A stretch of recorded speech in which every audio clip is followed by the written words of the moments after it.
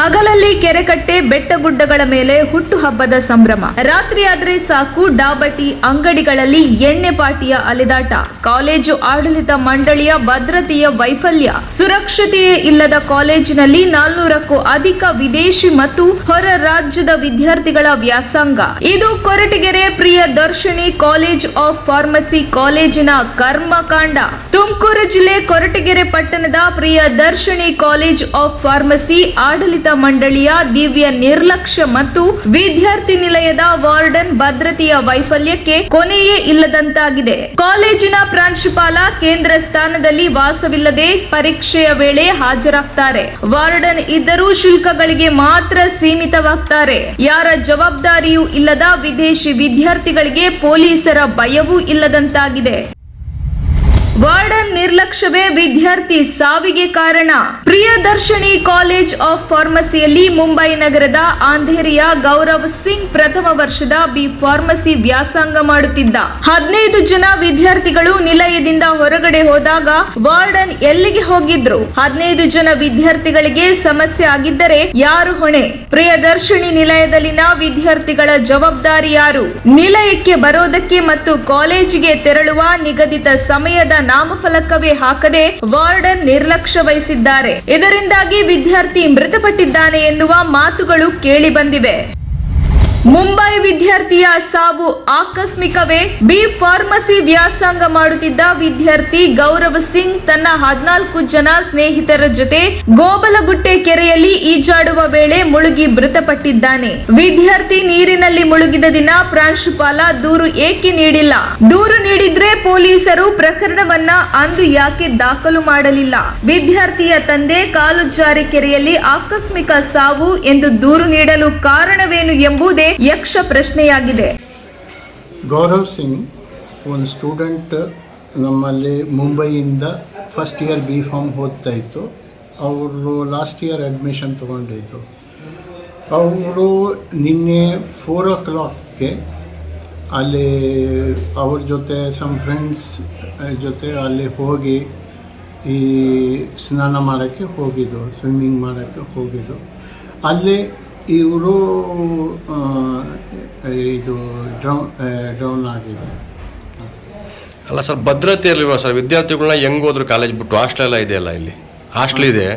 Hostel ಓದ್ತಿರೋನು ಯಾಕೆ ಹೆಂಗೆ ಕಳ್ಸಿರೋ? ನಾವು ನೋಡ್ಕೊಂತಿಲ್ವ? ಕಳಿಸಿಲ್ಲ ಯಾರು, ಅವ್ರಿಗೆ ಯಾರು ಕಳಿಸಿಲ್ಲ. ಇಲ್ಲಿ ಡಿಪ್ಲೊಮಾ ಎಕ್ಸಾಮ್ಸ್ ನಡೀತಾ ಇತ್ತು. ಎಲ್ಲ ಟೀಚರ್ಸ್ ಇಲ್ಲೇ ಎಕ್ಸಾಮ್ ಡ್ಯೂಟಿಯಲ್ಲಿ ಇತ್ತು. ಇವರು ಅಲ್ಲಿಂದ 4 ಗಂಟೆ ಹಾಸ್ಟೆಲಿಂದ ಎಲ್ಲರೂ ಪ್ಲ್ಯಾನ್ ಮಾಡ್ಕೊಂಡು ಆ ಕಡೆ ಹೋಗಿದ್ದಾರೆ. ಎಷ್ಟು ಜನ ಹೋಗಿದ್ದಾರೆ? ಟೋಟಲ್ 13 to 14 ಇದೆ.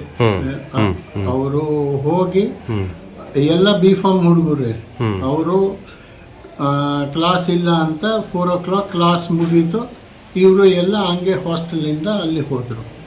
ಬಾಡಿ ಸಿಕ್ಕಿದೆ ಸರ್? ಈಗ ಬಾಡಿ ಸಿಕ್ಕಿದೆ, ಇವತ್ತು ಬೆಳಿಗ್ಗೆ ಬಾಡಿ ಸಿಕ್ಕಿದೆ. ಪೋಷಕರು ಏನಂದ್ರು ಸರ್? ಅವ್ರ ಪೋಷಕರು ಸರ್, ಪೇರೆಂಟ್ಸ್ ಬಂದಿದ್ದಾರೆ. ಈಗ ಅವ್ರಿಗೆ UP ಕರ್ಕೊಂಡು ಹೋಗ್ತಾ ಇದೆ ಬಾಡಿನ. Okay okay. ಅಂದರೆ ವಿದ್ಯಾರ್ಥಿಗೆ ಭದ್ರತೆ ಇಲ್ವಲ್ಲ ಸರ್? ಭದ್ರತೆ ಬಗ್ಗೆ ಇವಾಗ ವಾರ್ಡನ್ ಇರ್ತಾರೆ ನೋಡ್ಕೊಳೋದಕ್ಕೆ ಅಲ್ವಾ? ಇವಾಗ ನೀವು ಶಾಲೆ ನೋಡ್ಕೊತೀರಿ.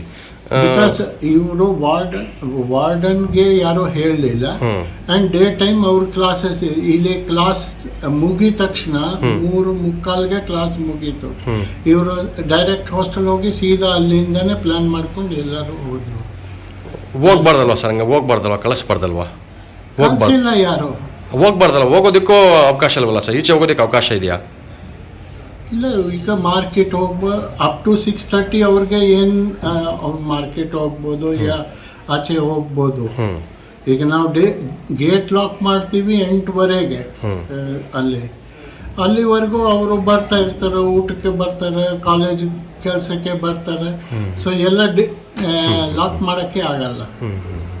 ರಾಜೀವ್ ಗಾಂಧಿ ವಿಶ್ವವಿದ್ಯಾನಿಲಯದ ಪರವಾನಗಿ ಪಡೆದಿರುವ ಕೊರಟಗೆರೆ ಪಟ್ಟಣದ ಪ್ರಿಯದರ್ಶಿನಿ ಕಾಲೇಜ್ ಆಫ್ ಫಾರ್ಮಸಿಯಲ್ಲಿ ಈಗಾಗಲೇ 10ಕ್ಕೂ ಅಧಿಕ ದುರ್ಘಟನೆ ನಡೆದಿದೆ. ವಿದ್ಯಾರ್ಥಿಗಳು ಹುಟ್ಟುಹಬ್ಬದ ಕೇಕ್ ತಿಂದು ಅಸ್ವಸ್ಥರಾಗಿದ್ರು.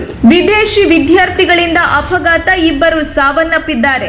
ರಾಜ್ಯ ಹೆದ್ದಾರಿಯಲ್ಲಿ ವಿದೇಶಿ ವಿದ್ಯಾರ್ಥಿಗಳಿಂದ ಪುಂಡಾಟಿಕೆ ಆಗಿದೆ. ಪೊಲೀಸರಿಂದ ರಾಜಿ ಸಂಧಾನ ಕೂಡ ನಡೆದಿದೆ. ಕಾಲೇಜಿನಲ್ಲಿಯೇ ಹುಟ್ಟುಹಬ್ಬದ ಆಚರಣೆಯ ಗಲಾಟೆ ನಡೆದಿದೆ. ಈಗ ಮುಂಬೈ ಮೂಲದ ವಿದ್ಯಾರ್ಥಿ ಕೆರೆಯಲ್ಲಿ ಮುಳುಗಿ ಸಾವನ್ನಪ್ಪಿದ್ದಾನೆ. ಹೀಗೆ 10 ಪ್ರಕರಣಗಳು ನಡೆಯುತ್ತಲೇ ಇದ್ದರೂ ಅಧಿಕಾರಿಗಳು ಮೌನಕ್ಕೆ ಶರಣಾಗಿದ್ದಾರೆ. ವಿದೇಶಿ ಪ್ರಜೆಗಳ ಅಕ್ರಮ ವಾಸ್ತವ್ಯ.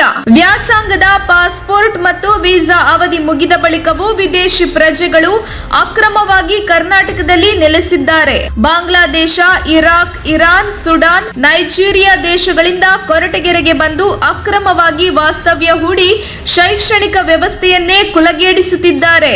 Bangladesh, Iraq, Iran, Sudan, Nigeria ದೇಶಗಳಿಂದ ಕೊರಟಗೆರೆಗೆ ಬಂದು ಅಕ್ರಮವಾಗಿ ವಾಸ್ತವ್ಯ ಹೂಡಿ ಶೈಕ್ಷಣಿಕ ವ್ಯವಸ್ಥೆಯನ್ನೇ ಹಾಳು ಮಾಡುತ್ತಿದ್ದಾರೆ.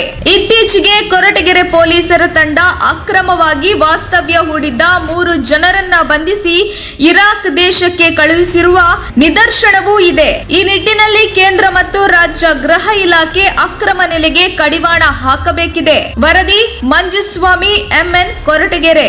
ಮೊನ್ನೆ ಕೆರೆಗೆ ಬಿದ್ದು ಸತ್ತೋಗಿದ್ದು. ಈಜಾಡಕ್ಕೆ ಹೋಗಿ 3 ಜನ ಸತ್ತೋಗಿದ್ರು. 3 ದಿವಸದ ಮೇಲೆ ತೇಲ್ದ ಅವರು ಉಳಿಸಿದ್ರು. ಸೇದ್ಮೇಲೆ ಅವ್ರ ತಂದೆ ತಾಯಿ ಬಂದು ಬಾಂಬೇರ್ ಅಂತ ಅವರು ಬಂದು ತಗೊಂಡೋದ್ರು. ಅದು ಹೆಣನಲ್ಲಿ ಹಾಕಿದ್ರು. ಪೋಸ್ಟ್ ಮಾರ್ಟಮ್ ಮಾಡಿಸ್ಕೊಂಡ್ಬಂದು ಗೌರ್ಮೆಂಟ್ ಇದ್ರ ಹತ್ರ ಹಾಕ್ಸಿದ್ರು. ಹಾಕಿ ತದನಂತರ ತಗೊಂಡೋದ್ರು. ಪಾಪ ಅವ್ರು ಏನ್ ಮಾಡ್ಕೊಂಡು ವಿದ್ಯಾರ್ಥಿಗಳಿಗೆ ಹಾಸ್ಟೆಲ್ ಜವಾಬ್ದಾರಿ ಇಲ್ಲ, ಜವಾಬ್ದಾರಿನೇ ಇಲ್ಲ ಬಿಡ್ರಿ. ಯಾವ ಜವಾಬ್ದಾರಿನೂ ಇಲ್ಲ ಇಲ್ಲಿ. ಯಾರು ಹೇಳಲ್ಲ, ಎಲ್ಲ ಎದುರ್ತಾರೆ.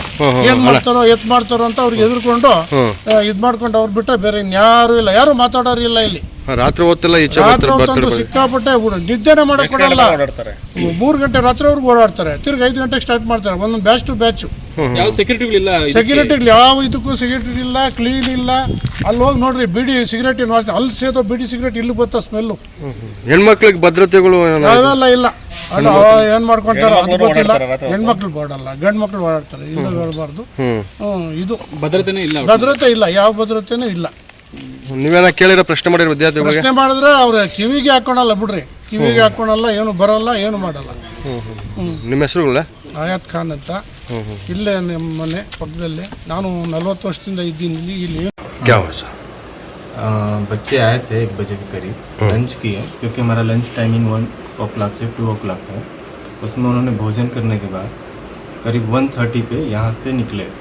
हॉस्टल में थाली रखे और उसके बाद कुछ बच्चों के साथ इन्होंने नहाने चले गए, क्योंकि सभी बच्चों के साथ सबका प्लान बना, क्योंकि उसमें एक इंडिविजुअल बच्चे का तो प्लान बना नहीं. तो सभी लोग ने गए और वहाँ पे हमको 3 बजे के करीब मालूम चला. तो हम भी वहाँ पे पहुँचते 3:50 समथिंग हो गया. तो उसके बाद से उनकी बॉडी मिली नहीं. स्टूडेंट का नाम क्या है? कितना लोग हैं? स्टूडेंट का नाम गौरव सिंह है और करीब 10-12 लोग थे. कितना एक ही स्टूडेंट? हाँ, एक ही स्टूडेंट, वो भी न्यू स्टूडेंट. कॉलेज में CCTV और बाहर जाने को परमिशन लेना पड़ता है. अगर कहीं बाहर जाने के लिए तो वो परमिशन नहीं लेते. और रिस्पांसिबिलिटी कौन है उसका? स्टूडेंट का रिस्पांसिबिलिटी तुम्हें जाना. जब वो परमिशन लेके नहीं गए तो उसका कोई रिस्पांसिबिलिटी नहीं, क्योंकि उनको बुलाने के बाद अगर आपको कहीं जाना है तो आप नहीं, वो कि उसका पेरेंट को डोनेशन लेता, फीस लेता, पूरा रिस्पांसिबिलिटी तुम्हें बताना. अगर हमारे हॉस्टल में और हमारे कैंपस में अगर वो रहेंगे, कुछ भी होता है तो उसके रिस्पांसिबिलिटी. बाहर जाने को पूछना पड़ेगा ना तुम. बाहर जाने के लिए अगर वो हमसे पूछ के जाते तो मैं खुद डे टाइम में हम उनको रोक नहीं सकते हैं. बीच में लंच के बाद अगर नज़र से बाहर से निकल गए तो उनको कैसे बता सकते हैं.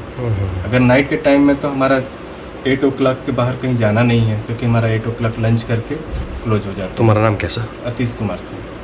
ये इधर वार्डन.